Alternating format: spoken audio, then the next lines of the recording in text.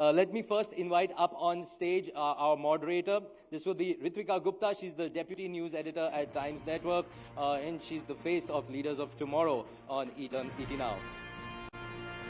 Let's invite up on stage our young brigade. First up, we have Prasiddhi Singh. He's the founder of Prasiddhi Forest Foundation. He's embarked on a mission to revitalize barren lands, one sapling at a time. Next up, we have Nav Agarwal. He's the founder of One Step Greener, and he's a proof of how going green can be convenient, impactful, and dare we say, very cool.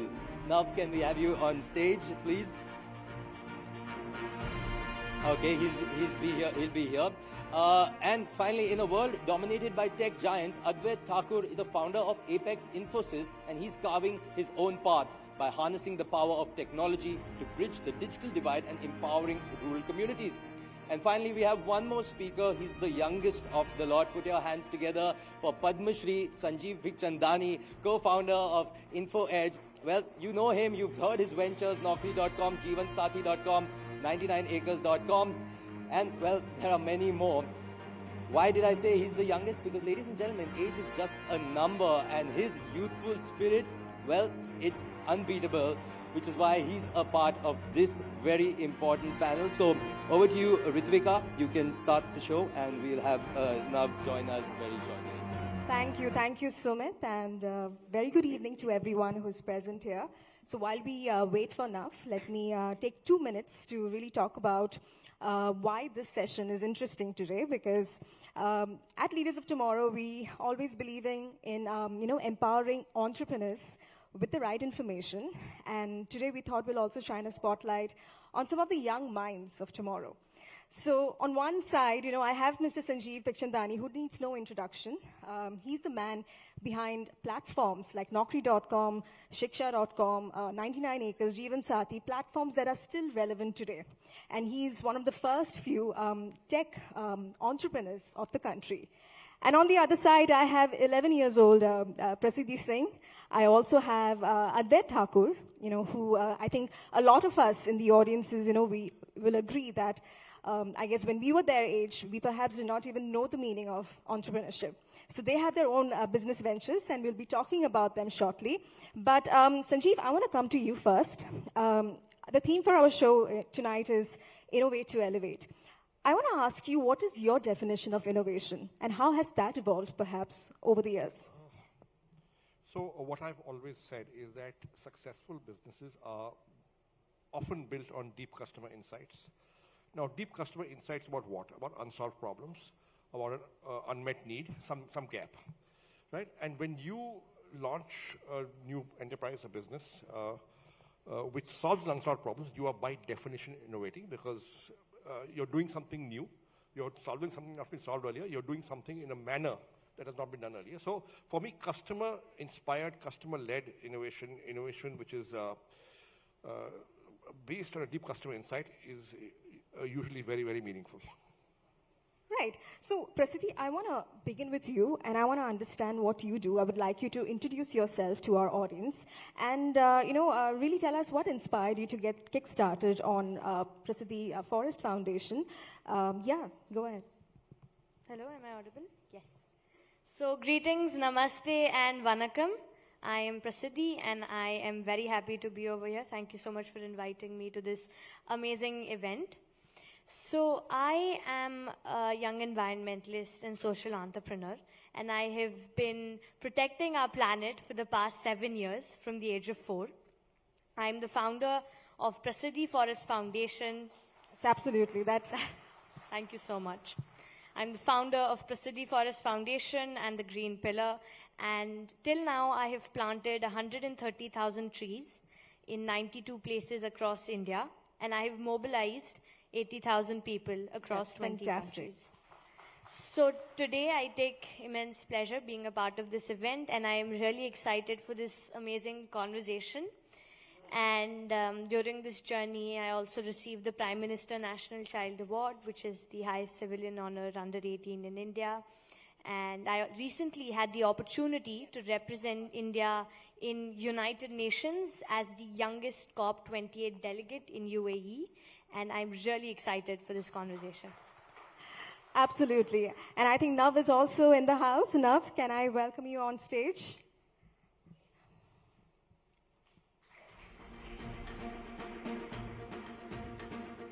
So, now, just to give you a gist of what we were planning to do, I was just asking them to introduce themselves and the ventures. So let's go to you next, Love.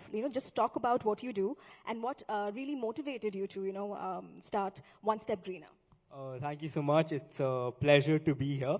My name is Nav. I'm 16 years old, and I started an NGO called One Step Greener. So I'm going to take you back to a story in 2017. I'm sure you may know that there was a landfill called the Ghazipur landfill. Now, this landfill was around about 130 meters tall. It collapsed, caught on fire, killed 2 people, and released tons and tons of toxic gases. Now, for the next 2 weeks, school was shut, and my brother, who later became the co-founder, was asthmatic. So during these 2 weeks, I saw him getting admitted into the hospital, admitted into the nurse room, and coughing throughout.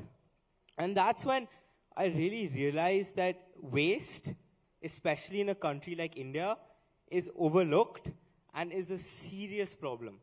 30% of Delhi's air pollution is directly or indirectly caused by waste. And that's when the idea of One Step Greener really began.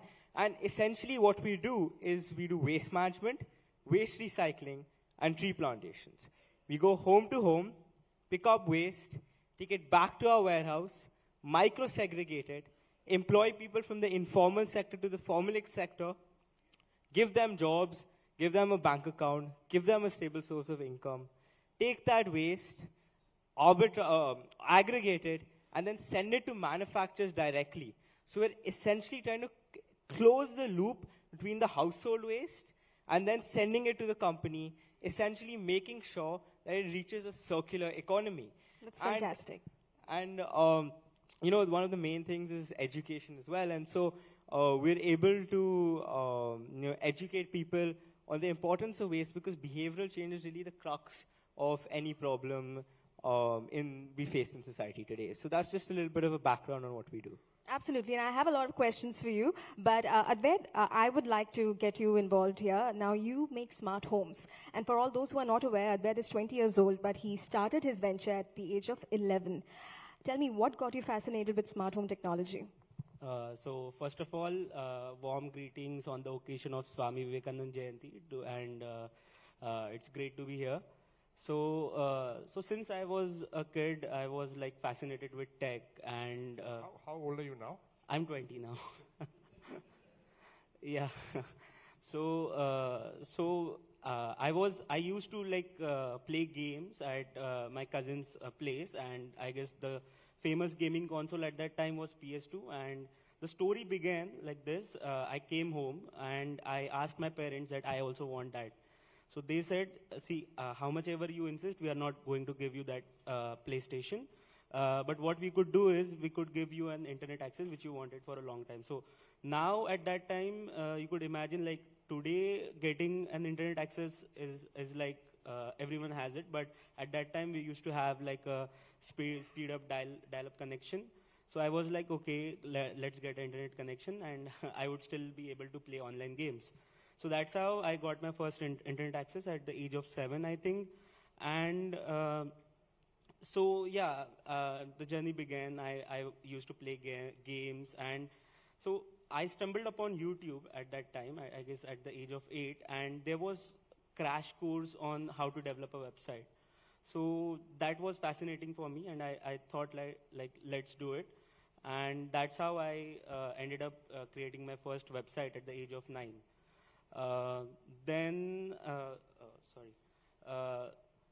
So that actually led me to like a fascination into the tech industry. Over the period of time, I also ventured into web hosting and stuff. So like when you make a website, you also want to host it somewhere. So I also ventured into that. Now, fast forward to, I guess, 2014. An NGO approached me through my mom's reference, and they said that, Advait, okay, you know how to build a website. Why don't you do it for us? Because digital marketing at that time was pretty expensive, and as an NGO, we can't afford it. So why don't you build it for us? And I was not a professional back then. I said, okay, I also will get a chance to learn through the process and also build it. So that's how it emerged, Apex Business Solutions as a digital agency. And we helped NGOs gain exposure through like online tools. Wonderful, wonderful. Sanjeev, I want to come to you. You heard them talk about their business ventures, you know, their ideas, their vision so eloquently. The energy and the passion, you know, with they spoke. Tell me, does it resonate with your experience, you know, when you started out? Well, I quit my job when I was 27. Okay, so when I see somebody who's 11 and 16 and 20 starting organizations, I am gobsmacked. Second, when I see them on stage speaking so confidently, you know, when I was that age, there's no way I could go on stage, I could speak like this. I think well done. Absolutely, absolutely. But tell me, you know, do you see certain opportunities present today that perhaps did not exist when you first started out, or vice versa? Yes, of course. I mean, technology has changed many things. Connectivity, mobile telephones, internet, you know, VR, AR, AI, ML, I mean, a lot of new technology. So obviously the world evolves, right? Even I started an internet business in 97 when there were just 14,000 internet accounts in the country, and people said, what is this? So look, society progresses, technologies evolve, and people progress. Nothing unusual about that. What is very unusual is that these three youngsters have done it at this age, and they have achieved and accomplished this much so early in life. Absolutely.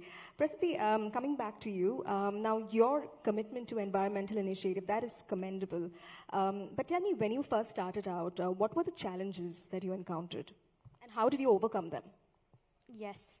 So my journey, you know, I have been a nature lover ever since, you know, from a very young age. I'm still young, but, you know, even before I started to walk and talk, I have really admired nature, you know, the rustling of leaves and the buzzing of bees and the waves of seas. That is something I have always enjoyed.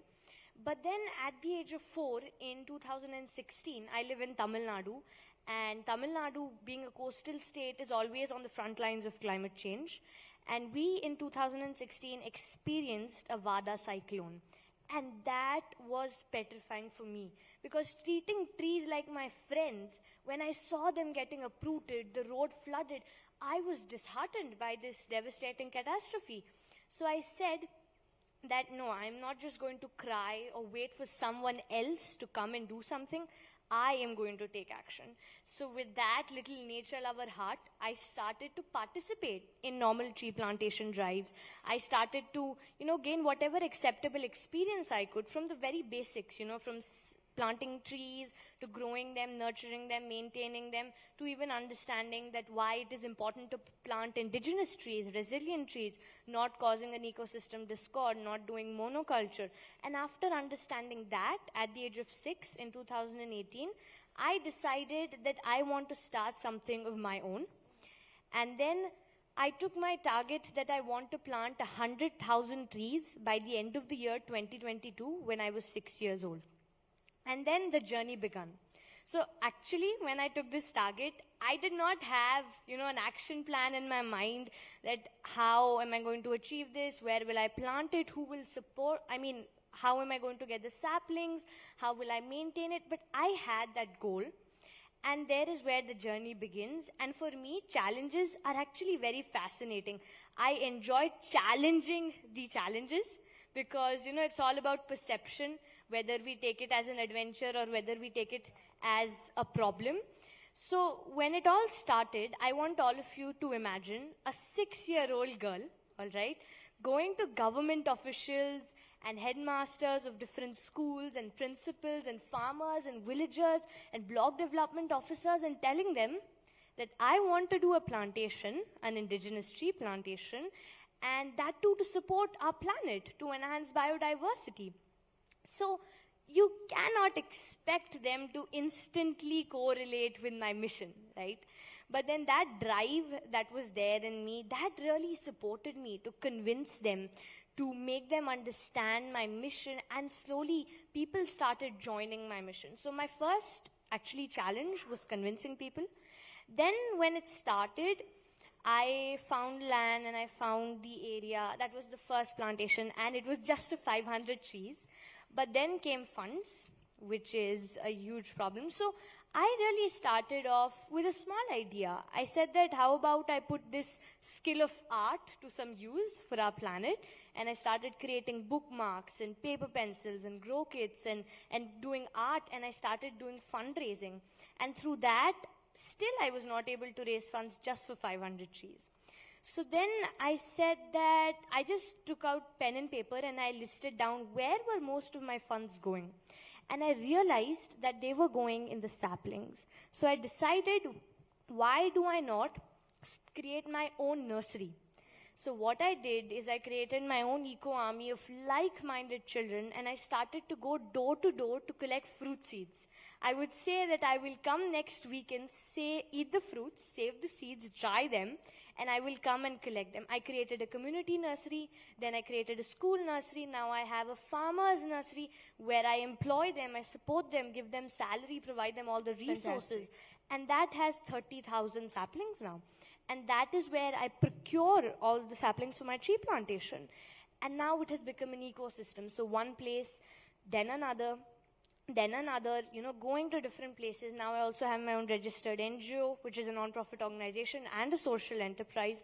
And slowly it grew. And I must thank everybody who was there with me during this process, from the panchayat presidents to the tehsildars to the block development officers. Sure. Prasiddhi, everybody. I just want to bring in Sanjeev here, in the context of what, Prasiddhi and even Nav is trying to achieve, right? Yes. Social entrepreneurship, what advice would you have for them, and how can they probably, perhaps leverage technology, right, to get their voices heard, especially in the context of, say, climate change or environmental initiatives? What advice would you have for them? Look, the advice is very standard: social media and press coverage, right? And you'll reach many, many people. But when I close my eyes and listen, I imagine it's a 40-year-old speaking, right? And I mean, at the age of 6, to understand what monoculture is, at the age of 11, to talk about ecosystems.